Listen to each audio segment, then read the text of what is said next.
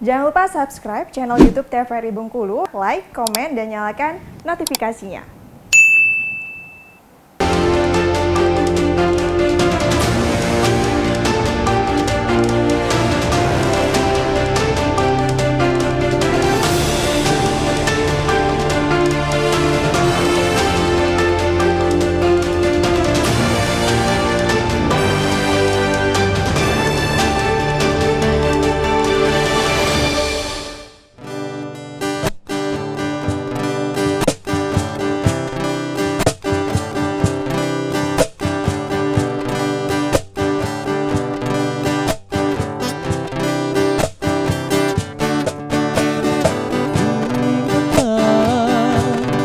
Ingatlah tubuh kita sangat berharga dan harus kita jaga supaya sehat, panjanglah umur kita, gizi seimbang isi piringku caranya. Pilihlah apa yang kita makan, harus sehat, harus bersih, bebas kuman. Cucilah tangan sebelum makan, biasakan hidup bersih tiap hari. Biasakan sarapan di pagi hari, jagalah berat badanmu tetap normal, tidak kegemukan.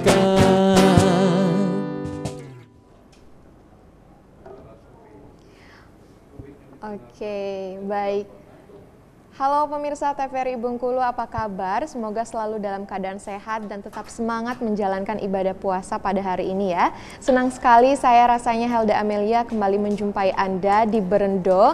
Dan tadi perjumpaan kita sudah dibuka oleh Berendo Band. Nah pemirsa, hari ini kita akan membahas mengenai tetap sehat di bulan suci Ramadan. Tetap sehat dan tetap bugar. Seperti yang kita ketahui bahwasanya kalau kita berpuasa, kita menahan haus, menahan lapar sehingga memungkinkan kekurangan nutrisi dan mungkin juga dehidrasi.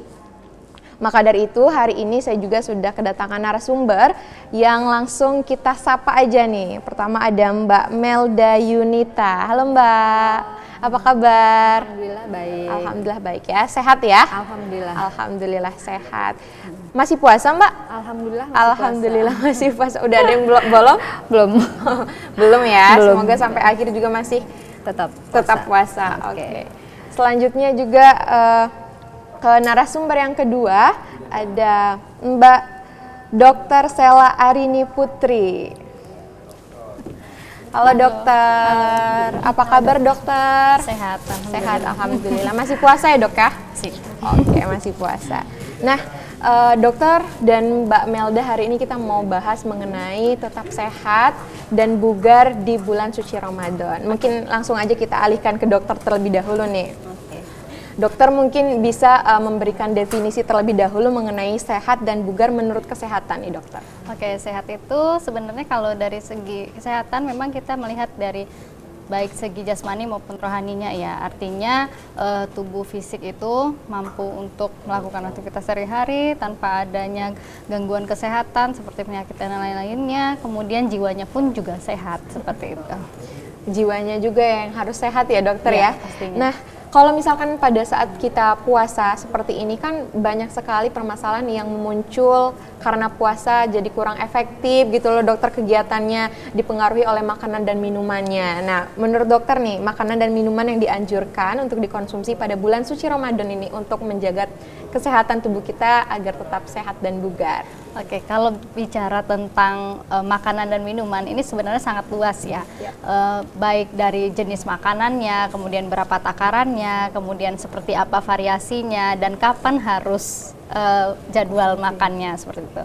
Yang pasti kalau di bulan Ramadan ini karena kita tidak minum di siang hari hingga sore hari, sehingga kita harus mengganti itu di malam hari. Yang kita cegah itu adalah tubuh mengalami dehidrasi, sehingga kita butuh berapa? 1,5 sampai 2 liter per hari. Artinya itu kalau kita takar dengan gelas biasa sekitar 8 gelas per hari. Kalau 8 gelas kita bagi mulai dari maghrib sampai ke sahur, berapa tuh? Pas buka misalnya 2 kayak gitu ya. Nanti habis makan berarti 2 kayak gitu. Tengah malam misalnya 2, nanti sahur. Artinya tercukupi seperti itu, 8 gelas per hari. Ini bicara tentang minum. Itu tadi minumnya ya air putih ya, mineral. Nah, malah kalau untuk kafein seperti teh kopi itu biasanya kita anjurkan untuk sedikit dikurangi. Karena apa? Karena itu sifatnya ya satu dia menarik diuresis, namanya diuresis. Diuresis itu membuat kencingnya itu semakin sering dan banyak seperti itu. Sehingga makanya kalau kan habis minum teh kayak gitu biasanya kan kita pipisnya tuh lebih banyak, sehingga dianjurkan kalau bisa porsinya sedikit dikurangi seperti itu. Itu untuk minum. Baru minum aja nih. Baru minum aja. Nih. Selanjutnya dokter. Oke, selanjutnya kemudian kalau misalnya untuk dari segi makanan. Nah, kalau makanan itu sifatnya kan ada bermacam-macam ya. Ada mulai dari karbohidrat, protein. Protein itu ada yang hewani, ada yang nabati, kemudian sayuran dan mineral ya. Sayuran, buah-buahan. Nah, kalau karbo, jadi pada saat tubuh merasa kehausan dan kelelahan, apa yang dicari pertama kali untuk menghasilkan energi? Itu adalah karbohidrat. Sehingga untuk orang-orang yang memiliki aktivitas tinggi, dianjurkan sekali untuk tetap mengkonsumsi karbo. Seperti apa? Nasi.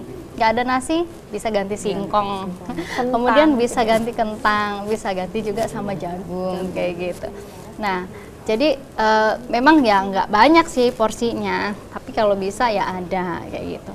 Nah, kemudian pada saat karbo sudah kehabisan, tubuh akan mencari lagi cadangan selanjutnya. Apa dia? Protein. Protein itu dari mana? Kalau misalnya hewan ya ayam, ya ikan, ya telur, ya daging. Nah, kalau itu adalah protein. Jadi dia penguraiannya juga lama. Nah, jadi bisa untuk apa ya, simpenan tubuh kita. Jadi pada saat dia udah pecah karbo udah kehabisan kalorinya terpakai, berikutnya lagi kita akan pecah protein katanya kayak gitu. Ayo hasilkan energi kayak gitu. Hasilkan energi. Ya itu tadi, makanya disarankan untuk ya ada lauknya ya, yang nggak mesti mahal-mahal ya, nggak mesti ya. Sekarang saya lihat tadi pagi berita daging sekilo 140.000 kayak gitu. Ya mungkin itu untuk zaman saat ini kan bukan hal yang mudah untuk didapatkan seperti itu. Ya bisa diganti sama ikan, bisa diganti sama telur. Betul. Nah, tahu tempe termasuk protein, tapi dia nabati. Nah, kalau yang dianjurkan itu kalau bisa ya hewani. Ayam juga boleh kayak gitu. Ya syukur-syukur kalau ada daging. Selanjutnya apa? Ya sayur-sayuran. Kalau bahkan bisa, kalau kita lihat pola piring, kalau itu kita bagi 6, 4/6 itu adalah sayur dan buah. 4/6 ya dok? Iya, kalau bisa ya. 4/6 sayur dan buah. Sayur itu sebenarnya di sayur dan buah itu kan ya mineral, ya vitamin, semuanya ada di sana. Dan dia juga menghambat terlalu cepat proses pencernaan terjadi sayur itu. Ya makanya kita kan nggak mudah lapar loh kalau makan sayur. Iya, apalagi kalau orang-orang diet kan makanya sayur kayak gitu. Kemudian itu juga melancarkan pencernaan kita seperti itu. Kalau dalam bulan Ramadan ini kan kebanyakan keluhannya sembelit. Sembelit. 1, minumnya kurang. 2, variasi makanannya ya padat-padat aja. Kemudian yang ketiga ya kurang gerak. Iya. Otomatis dong kalau kita kurang gerak, usus-ususnya juga nggak ya lambat gitu. Berprosesnya. Dan satu lagi, lemak itu bukan tidak dianjurkan. Lemak itu dianjurkan, hanya saja porsinya yang jangan terlalu banyak. Oke. Sebab apa? Tubuh kita butuh lemak. Dan kalau protein sudah habis, tubuh akan mencari sumber energi lagi dari lemak. Oh, dari lemak. Dari Oh, lemak. diri. Lemak adalah sumber energi terakhir yang kita bisa pecah. Oke, Kayak gitu. Oke, dokter. Sebelum kita lanjutkan lagi nih, dokter, kita Banyak, beralih masih dulu. banyak. Iya, kita Nanti. beralih dulu ke Mbak Melda nih, Boleh, dokter. Karena Mbak Melda ini kan instruktur senam, Iya, jadi kan saya senang banget. Iya, senang sekali. kan. Ada tandemannya itu. Nah, kalau kembali ke Mbak Melda nih, Mbak Melda, gimana sih supaya kita tetap produktif walau kita pada saat ini sedang menjalankan ibadah puasa nih, Mbak Melda? Betul sekata dokter Putri tadi, di pola makan yang dijaga.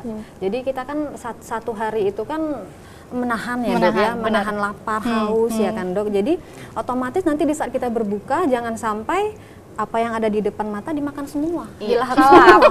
kalap, Iya, kalap, kan? rasanya kalap. Iya, nanti kalau udah kekenyangan udah nggak sholat kita jadi. Kebenar. Udah maghrib lewat, udah nanti tarawihnya lewat, iya kan? Yang pertama itu ya dijaga pola makannya, Mbak. Pola makannya dijaga. Jadi kalau saya sih waktu berbuka itu hanya minum air putih dan paling kurma. Oh, mantap. Gitu. Iya, iya, iya. Jadi setelah itu baru sholat maghrib dulu, Mbak. Salat maghrib, ya. Habis sholat maghrib nanti baru saya makan apalah misalnya kue atau apa. Oke. Tapi saya memang nggak makan nasi, Mbak, di saat berbuka. Oh, di saat berbuka. Iya, saya nggak makan nasi. Makan nasi nanti di sahur paling itu. Oh, gitu. Iya, nanti selain menjaga pola makan, kita juga harus berhati-hati di saat kita kan bisa makannya hanya di malam nih, di malam hari bisa makan kan. Jadi jangan sampai Mbak kebanyakan makan coklat, banyak makan ini itu, iya kan karena Betul besok sekali. kita nggak bisa makan. Jadi otomatis banyak yang dimakan tapi kita tidak mengeluarkan keringat, otomatis akan menumpuk menjadi lemak ya dok ya. Betul, betul. Nah Betul. itu. Selain itu juga rutinitas kita harus tetap dong olahraga. Jangan sampai ibadah puasa jadi mengurangi kegiatan untuk kita berolahraga ya dok Iya, ya. iya. Betul gitu. sekali. Nah, sebelumnya tadi Mbak Melda bilang olahraga katanya. Nanti kita tanya lagi nih dok ke Mbak Melda, boleh. olahraga apa aja yang harus dianjurkan pada bulan suci Ramadan supaya tetap sehat dan bugar. Tapi setelah jeda pariwara berikut ini tetap di Berendok.